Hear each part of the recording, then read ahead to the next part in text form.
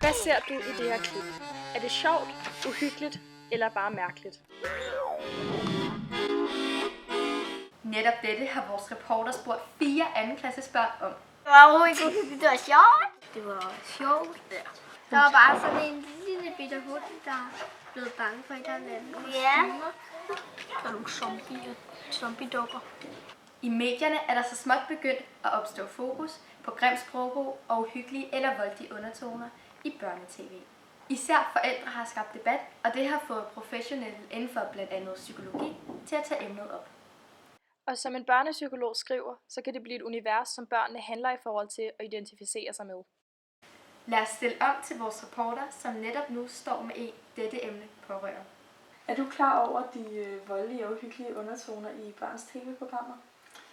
Altså, jeg er godt klar over, at der er noget vold i børnetv, men man vender sig jo nok også til det, så spørgsmålet er, hvor meget man dybest set tænker over det i hverdagen, ikke?